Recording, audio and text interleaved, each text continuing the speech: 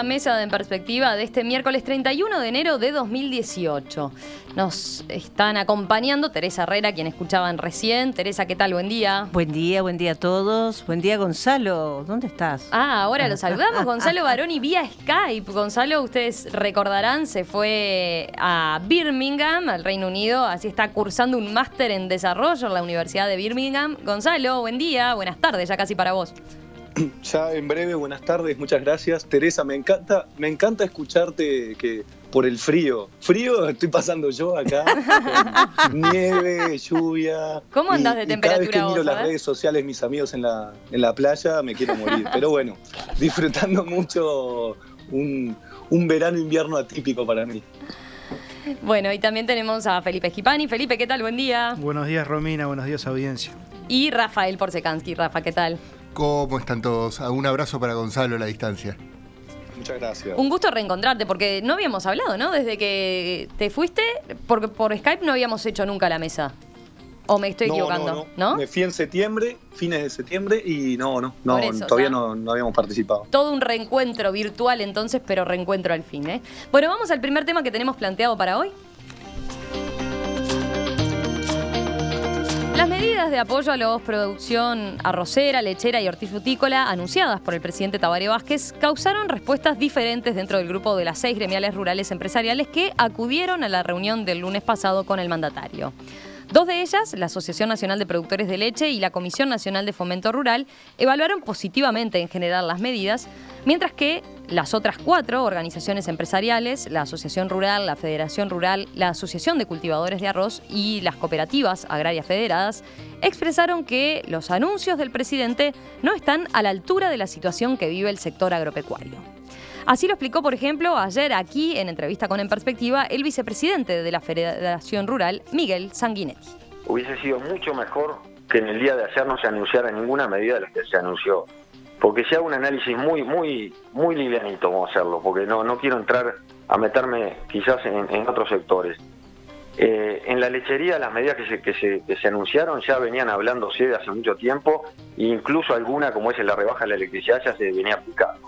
Así que prácticamente las medidas son que no existen directamente, y todavía con el agravante de que creo que el presidente de la República, diciendo que festejen las medidas a los autoconvocados y a las vigilias, creo que eso es muy grave. Creo que no es tomar con seriedad lo que se está viviendo en el interior del país, ¿no? Según el ministro de Economía, Danilo Astori, el costo fiscal para el Estado de las medidas anunciadas por el presidente Vázquez para estos 3 sectores, arrocero, lechero y hortifrutícola, que incluyen, recordemos, la rebaja del precio del gasoil, la merma en la tarifa de energía eléctrica en algunos rubros, la congelación de la renta para productores familiares lecheros que arrienden tierras al Instituto de Colonización y la constitución del Fondo de Garantía Lechera, bueno, será todo ese paquete de un costo fiscal de $7 millones. Bueno, ¿cómo vieron estos anuncios y sobre todo las repercusiones que generó las medidas planteadas por el presidente Vázquez? Rafael. Bueno, yo sin mayor sorpresa por ambos lados.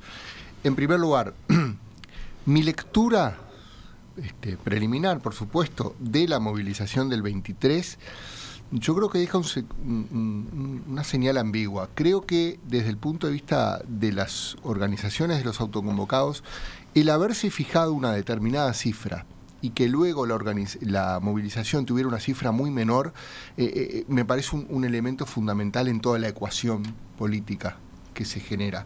Es decir, creo que desde el punto de vista estratégico luce como un error apuntar una cifra que demostró muy evidentemente ser irreal. Pero ahí no llevaste el 23. Y ahí lo llevo al 23 porque a eso también me parece a mí que cuando hay de alguna forma eso fue leído en términos bastante generales como con un tinte de cierto fracaso, o que no era ni cerca lo que el elemento de presión que se esperaba y demás, por lo cual Tabaré Vázquez también de alguna forma eso le resultó un elemento que le alivió la presión, por así decirlo, la presión política.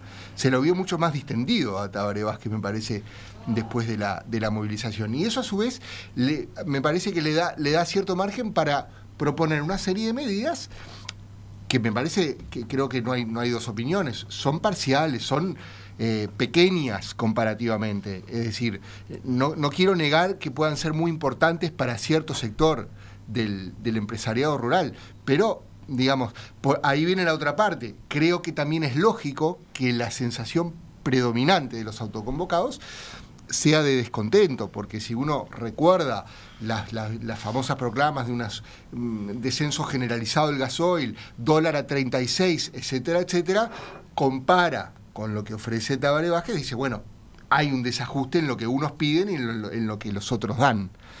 Por eso me fui al 23, para tratar de entender lo que se genera después. Gonzalo, ¿tú cómo las viste? ¿Cómo viste este episodio a la distancia y sobre todo lo más novedoso, ¿no? Los anuncios de Vázquez y las repercusiones. A la distancia, pero igual es un poco relativo porque estoy conectado todos los días y realmente vengo leyendo y bueno, las redes sociales potencian algunas reacciones. Yo con Rafael me va a permitir discrepar una cosa, también vuelvo un segundo al 23, de que para esa convocatoria, primero que no hubo que llamar a un paro general. O sea, la gente se convocó un día en 3 semanas, en un enero cualquiera, y apostando a la población de que en realidad es la menor población del país, porque la población rural, primero que no es lejos de ser la mayoría, y segundo fue en el centro del país. No fue ni en Montevideo, no fue donde habitualmente son el resto de las movilizaciones de los grupos de presión en general. Grupo de presión le puedo llamar a cualquiera de los sindicatos. Entonces, yo creo que más allá de la aspiración que pudieron haber tenido, creo que fue una muy buena convocatoria y creo que se saltaron el problema que a priori varios le indicaban de que no estaban coordinados. Yo creo que finalmente se coordinaron, pero se coordinaron de una manera distinta, se coordinaron de una manera que no incluía necesariamente a la federación o a la asociación rural, que son los típicos exponentes del sector agrario, que no digo que sean los más representativos, pero son los que hasta este momento fueron los típicos exponentes. Fue distinto, por eso se insiste con el tema de autoconvocados. Después, con respecto al tema de las propuestas del presidente, a mí lo que primero me rompió un poco la vista fue que uno de los sectores que propone estas medidas paliativas, que le propone estas medidas paliativas, es uno de los que dijo en una declaración bastante injusta de que, bueno, que se dediquen a ver la rentabilidad por los arroceros.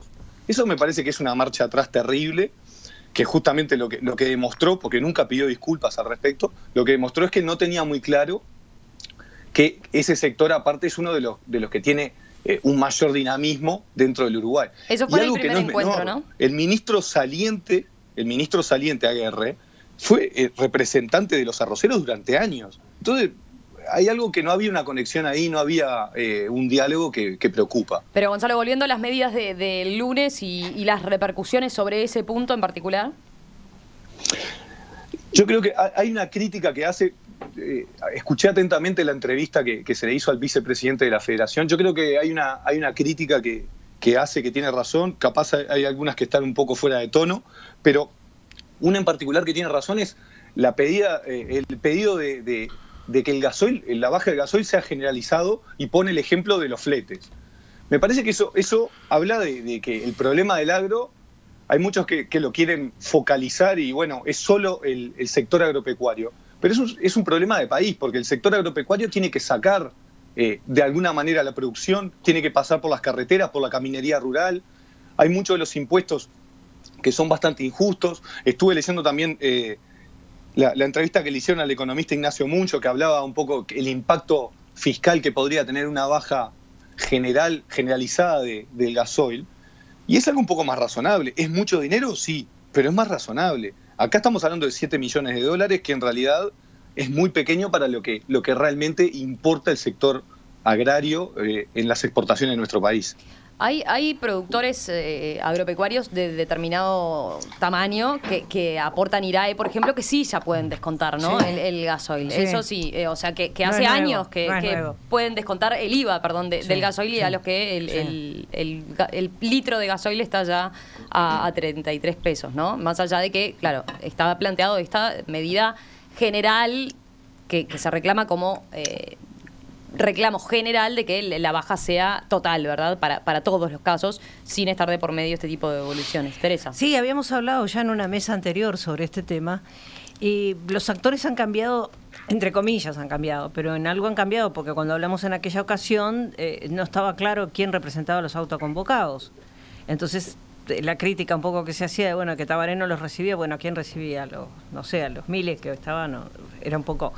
Entonces, está muy bien, digamos, ahora están como, me parece que está claro y está confirmado esa hipótesis que uno tenía, decía, bueno, si hay autoconvocados quiere decir que las gremiales están teniendo dificultades de representación, porque si no, porque hay toda una serie de productores y de gente relacionada con la cadena productiva del agro que se junta y no se siente representada por ninguna de las otras gremiales. Eso me parece que es el primer escenario que hay que terminar de describir.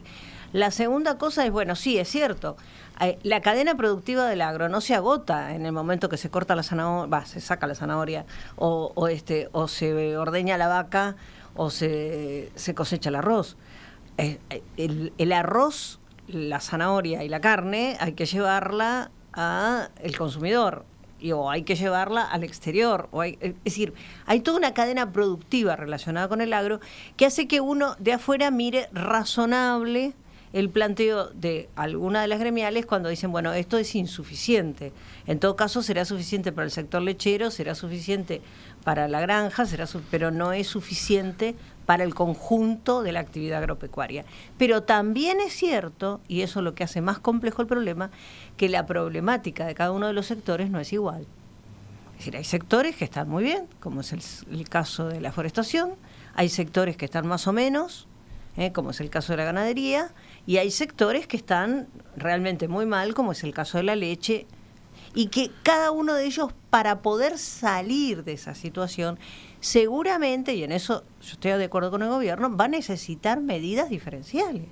Y a eso agreguémosle otro elemento de la complejidad, que es el tamaño de los predios y el grado de modernización que tiene cada uno de esos predios. Porque ahí nos lleva también a la crítica que hacen algunos sectores, algunos gremiales, cuando dicen, bueno, pero hay gente que ni siquiera va a tener la posibilidad de descontar esa factura electrónica que le hagan cuando con el tema del gasoil. Y sí, bueno, esa es la realidad variopinta, ¿no? Tenemos las multinacionales gigantescas que ni tocan a la vaca y que traen la leche, digamos, de forma electrónica prácticamente, y tenemos al pobre tambero que está todavía ordeñando casi que a mano. Ya creo, no sé si quedará alguien ordeñando a mano, pero de todos modos, entonces me parece que es muy complejo el tema. No es una sola situación. Me parece que son varias. Y me parece que desde lo urbano muchas veces lo que vemos es el árbol y no el bosque. O sea, vemos y decimos, bueno, sí, acá hay los latifundistas, ¿no? Depende de dónde lo miremos, ¿no? Entonces, o al revés, acá están los que proveen toda la riqueza del país. Bueno, yo creo que ni una cosa ni la otra. ¿Felipe? Sí, yo creo que la reacción ante el planteo del gobierno de parte de los productores era esperable. Lo grafica el propio ministro Astori cuando dice que lo que va a significar fiscalmente estas medidas son 7 millones de dólares, lo que parece absolutamente insuficiente para la magnitud del problema, que creo que el gobierno no lo ha comprendido a cabalidad. En relación al acto, y quiero hacer un apunte a raíz de lo que decía Rafael. Yo voy a hacer una aclaración. Se me van todos después para el acto, de vuelta. No, vamos a hablar de... Yo no pensaba hacerlo, pero me parece oportuno a raíz de lo que se dijo. Yo discrepo en el análisis de Rafael, que ciertamente ha reproducido el diario El Observador, ¿no? En su titular y en ese problema que tuvo con la foto, y creo que es lo que ha también imperado en muchos sectores del gobierno. Fue un gran acto, fue un acto a campo abierto. Yo no recuerdo un acto a campo abierto en la historia de este país. Si toda esa gente que se trasladó hacia la mitad del país, hacia Durazno, sin acarreo, voluntariamente, vinculados a un sector de la vida del país, porque no era una convocatoria Orbi et Orbi, era el sector agropecuario y sus sectores aledaños, se trasladan aquí a Montevideo el 18 de julio, yo me animaría a decir que es de los actos más grandes que recordemos en nuestra principal avenida. O sea, no se puede comparar ese acto con cualquier tipo de movilización de otra magnitud. Se ha señalado en los actos de las mujeres de negro en contra de la... que no tiene nada que ver, porque esa es una cuestión que nos convoca a todos los urbanos. Este era un acto de un sector particular de la vida del país, en determinadas condiciones, en pleno enero, en el medio del país y en un campo abierto. Y las fotos que se tomaban eran como las fotos que se toman desde un satélite que gira en torno al universo y señalan que el planeta es pequeño. Eran fotos, no sé, desde el cielo. Entonces, es absurdo ese razonamiento que de alguna manera resta trascendencia a la magnitud del movimiento. Felipe, muy chico la intervención, para Felipe y para Gonzalo. Yo estoy diciendo que el hecho de que los mismos organizadores se fijaran una cifra y que luego el acto tuviera una cifra muy diferente, tuvo consecuencias políticas. A mi entender, en mi lectura, puede ser equivocada o no, pero eso es lo que me da toda la impresión y que creo, es decir, 8.000 personas puede ser mucho, puede ser poco, depende de cómo se maneja el tema. Es decir, si los productores decían, bueno, vamos a hacer un gran acto y lo vamos a hacer en el estadio no sé qué y vamos a mostrar la fuerza del sector rural sin cifras. Y de pronto tenía otra lectura política, otra consecuencia y otro punch. Eso es lo que estoy diciendo. Yo creo que hubo estratégicamente falla al decir queremos 50.000 personas en un predio enorme donde había vacíos. Creo que falla decir eso estratégicamente, apuntar a eso cuando después lo que conseguiste en la realidad es otra cosa. Bueno, hoy va a haber otra. Eso no significa que no sea importante en sí, que no tenga también sus consecuencias, porque también por algo Vázquez da marcha atrás con ese tema de que es un caos y reconoce a los autoconvocados y los recibe, ¿verdad? Por supuesto que tuvo también su impacto favorable, por así decirlo. Hoy en ese sentido va a haber otra muestra de fuerza y de movilización con las vigilias, ¿verdad? Que convocaron los propios denominados autoconvocados al costado de la ruta en 200 puntos del país, según anuncian. Bueno, vamos a estar también pendientes de eso, pero ahora vuelvo sobre el tema. A ver, planteada esta situación, el gobierno los atendió. Se llegó a esa primera instancia de diálogo. Se consideró insuficiente porque también tenemos a Sanguinetti, el vicepresidente de la Federación Rural, diciendo hubiera sido mejor que así como estaba, que no se hubiese anunciado ninguna medida. ¿Cómo se destraba esta situación? ¿Qué es lo esperable por parte del gobierno? Entonces, ¿qué es lo esperable también de las intendencias que han salido a responder? ¿Qué puede pasar con este movimiento, teniendo en cuenta que van pasando los días, las semanas y no afloja tampoco en intensidad el tema y la preocupación que tienen, ¿no? A mí me parece que hay otra variable que hay que analizar en esto. Cuando yo decía la representatividad de los sectores del agro, también hay que hablar de la representatividad de los sectores políticos, ¿no? Y de los partidos políticos. Esta gente ha dicho muy claramente que no se siente representada por nadie. Y cuando ha tenido que cuestionar, ha cuestionado absolutamente a todo el espectro político y ha sido muy duro, por ejemplo, con los nombramientos en las intendencias. Que además, cuando uno mira las cifras, realmente tienen toda la razón, ¿no? Es decir, uno probablemente por deformación mira más las cifras del gobierno central, que también son escandalosas, pero cuando mira las de las intendencias, juegan campeonatos a ver cuál es más escandalosa unas que otras, ¿no? En cuanto a la cantidad de gente que se viene nombrando, los cargos de confianza, el dinero que se gasta, la flota, los viáticos, todas las historias que todos ya conocemos. Y que probablemente alguien puede decir, si se baja parte de eso, no necesariamente estamos en cifras iguales, pues se está hablando de que se necesitan unos 400 millones de dólares como para poder solucionar medianamente el problema. Pero de todos modos yo creo que si se pudieran sacar de los recortes a lo mejor parte de esos 400 millones de dólares, no estaría nada mal, porque yo creo que, y voy a mencionar acá un tema que quedó por el camino en el peloteo previo de la mesa, ¿no? Pero hay sueldos escandalosos. Lo último de los sueldos de Duxa es realmente sorprende, ¿no? Sueldos más altos que los sueldos del presidente de la República. Entonces, me parece que yo miraba el otro día en el diario la lista de lo que cobran los intendentes y Uruguay es un país que puede soportar semejante cantidad, semejante cobro de sueldos. Y capaz que en otros países sí, pero a mí me parece que realmente no corresponde en un país que tiene el déficit fiscal que tiene los problemas que tiene el Estado tan agrandado en todos sus sectores, tanto en el Estado central como en las intendencias, como todo. Entonces, realmente, me parece que lo que sí me celebro es que esto de los autoconvocados de alguna manera ha traído como una especie de aire fresco. Hay gente que dice, es peligroso para el sistema político que digan que no se sienten representados. Yo digo, no, al contrario, es un llamado de atención al sistema político para que se deje de estar allá arriba. Ese es un buen punto para discutir. Mirando desde arriba, a ver, y nombrando a fulanito y a menganito porque es mi pariente, porque es mi amigo, porque es mi militante, porque yo no sé qué, porque al final ahí a todos les duelen prendas. ¿Gonzalo? Porque no hay diferencia entre ningún sector político. ¿Gonzalo? Me gusta que nos estamos poniendo de acuerdo que el Estado es muy grande. Y me parece que sí, que es muy grande y que es grande para la proporción que es el Uruguay. Yo creo en el estado de bienestar uruguayo, creo en los avances que se han hecho, pero me parece que ahora se ha llegado a un punto de clientelismo que asusta. Asusta por las intendencias, asusta por el gobierno central, por las designaciones, pero lo que más preocupa, como muy bien acotaba Teresa, las empresas que son del Estado, pero que están bajo derecho privado, que no tienen un tope para los sueldos, que eso es escandaloso, ¿no?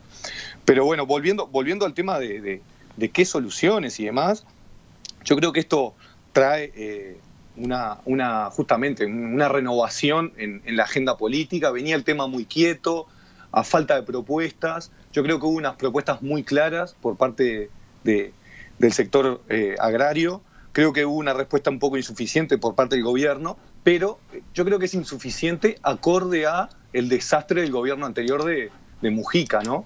De que dejó sin ningún margen económico, ningún margen fiscal a el gobierno actual de Tabaré Vázquez. Yo me imagino a Tabaré Vázquez ahora agarrándose la cabeza en el momento que leía la nota que el expresidente Mujica decía que, bueno, nadie ahorró en época de vacas gordas. O sea, el que tiene el premio a no haber ahorrado en época de vacas gordas, ¿no? Entonces, realmente pobre actual presidente Vázquez, que tiene que estar lidiando con una situación bastante complicada, ¿no? Rafael. Yo creo que las medidas ahora, ¿cómo se destraba? Tú preguntabas eso, sí, Romina, ¿cómo se destraba o cómo se puede seguir? Yo creo que esto va a seguir en una mesa abierta de negociación, de prensa, de datos.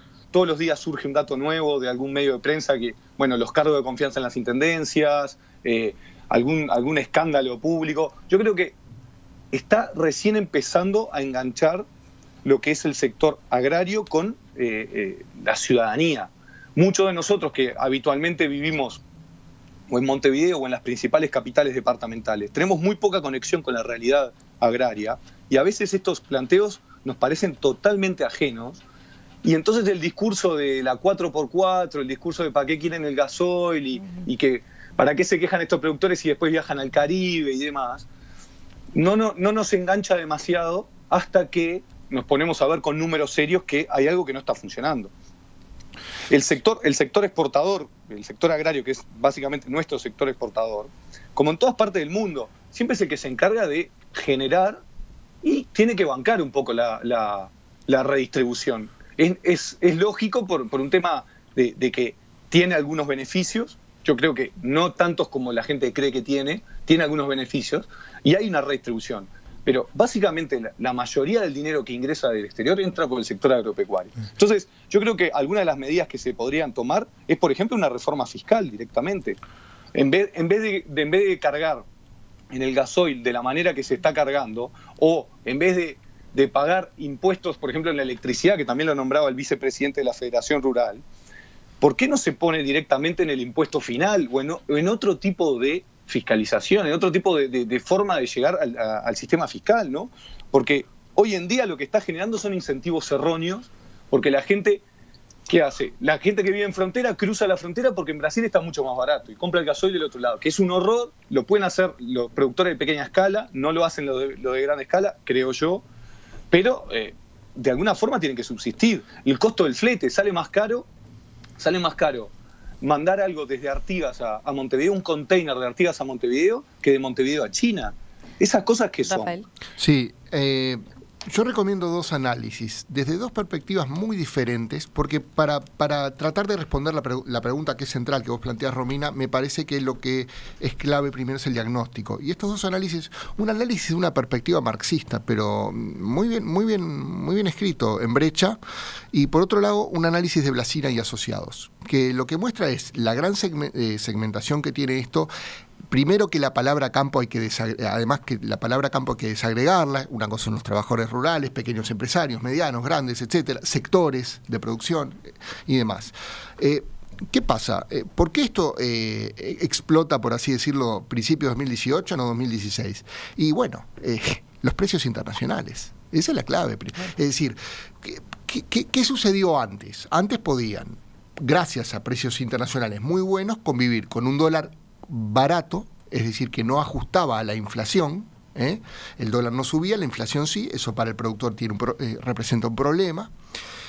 Por otro lado, un precio de la tierra de arrendamiento que es creciente, y por otro lado, un costo del Estado que ya todos conocemos. Este es un país caro para producir, es un país caro en general, para vivir y para producir, es decir, para el trabajador asalariado que no gana ninguna fortuna y que la tiene que pelear para llegar a fin de mes, y para el empresario también. Si bien hay gente que hace dinero, este es un país caro. Eso no hay vuelta de hoja. Entonces, la pregunta clave es cuáles de las cosas, digamos, que determinan la ganancia del trabajador rural y que hoy en algunos sectores los ponen con el agua al cuello, cuáles son, se pueden tocar y cuáles no. Los precios internacionales no se pueden tocar, eso viene dado. El valor del dólar, aunque uno lo promueva desde los sectores, es difícil pensar, porque eso, todas las medidas aquí hay que entender que tienen costos, no solo beneficios. No hay ninguna medida inocua. Por eso el Poder Ejecutivo nos adelanta y pone medidas. Si vos subís el dólar, tenés inflación, por un lado, y perjudicás... Y tenés esos sectores que están endeudados en dólares. Tenés sectores incluso dentro del sector agropecuario. Tenés sectores que no les convienen, por ejemplo, sectores importadores, o sea... ¿Qué más? Y bueno, por eso, ¿dónde termina la discusión famosa? ¿Qué hacemos con el Estado, con el peso del Estado? Y bueno, allí se empieza a dar el dato, porque también, si vos aumentás y aumentás sin tocar lo demás, más déficit fiscal, como decía Teresa. Si vos ajustás, bueno, ¿qué ajustás? ¿Dónde es que ajustás exactamente? Porque los sueldos gerenciales en algunos casos pueden ser rimbombantes, llamar la atención, pero como a mí me explicaban los economistas, el grueso del costo del Estado es muy difícil de tocar. Por ejemplo, asignaciones y pensiones.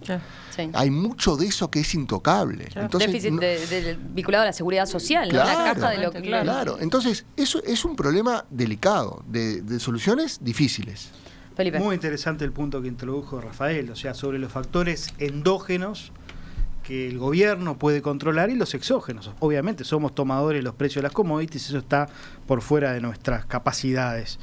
Lo mismo también en cuanto al tipo de cambio, es un tema difícil. Pero hay otros dos temas que hacen a un contexto además.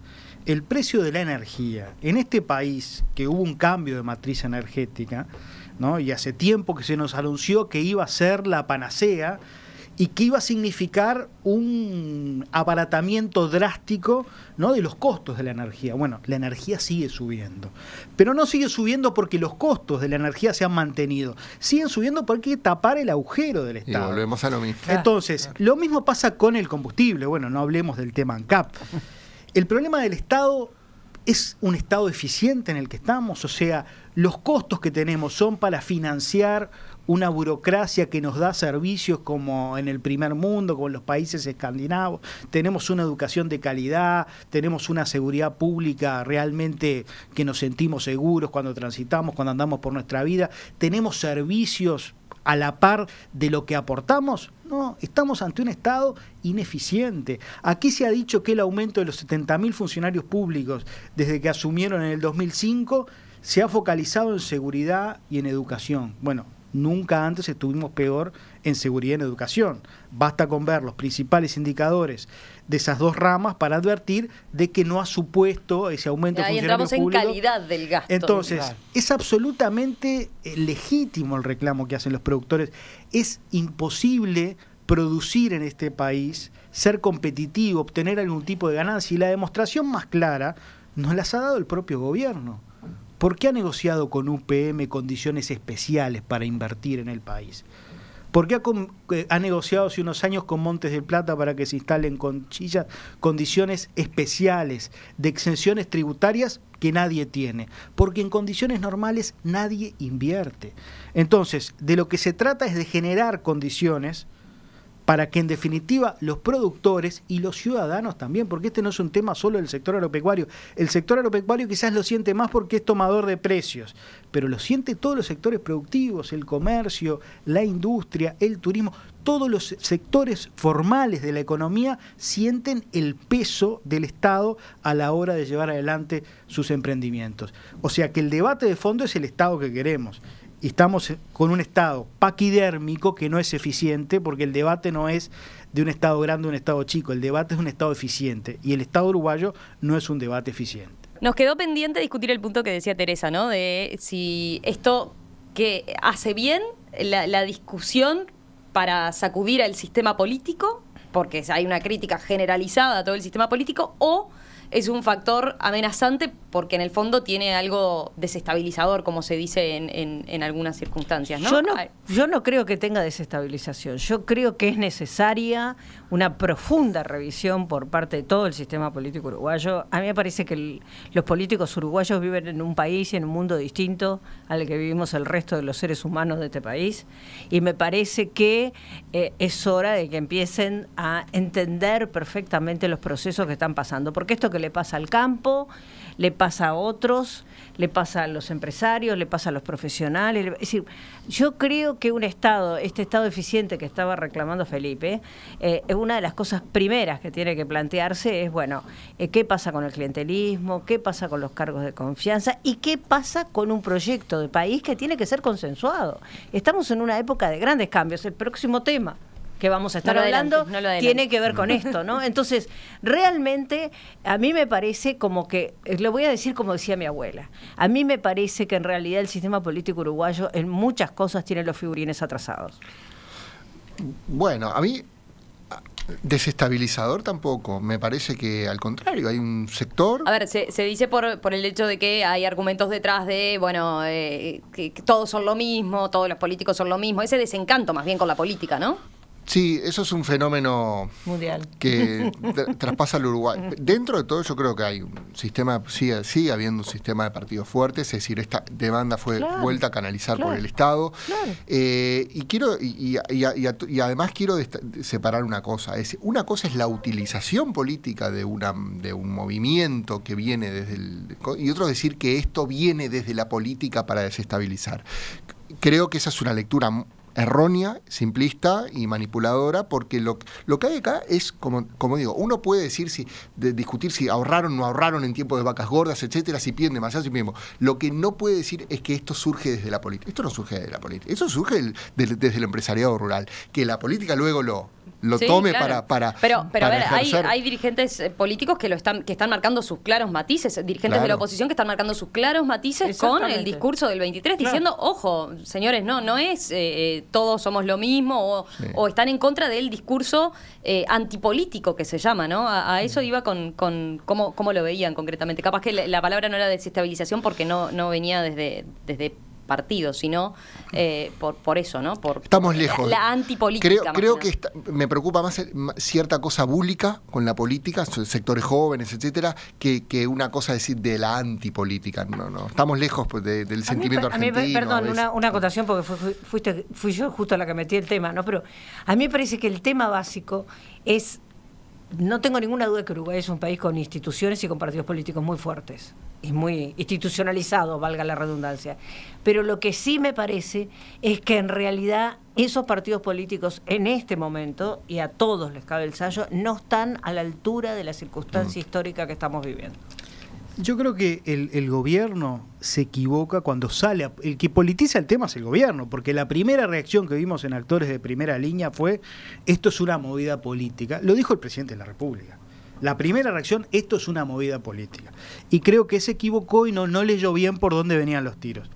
Después, en la crítica generalizada, bueno, las generalizaciones son injustas, porque no se le puede imputar a la oposición, que hace 12 años que no gobierna este país, lo que han sido estos 12 años de administración del Estado.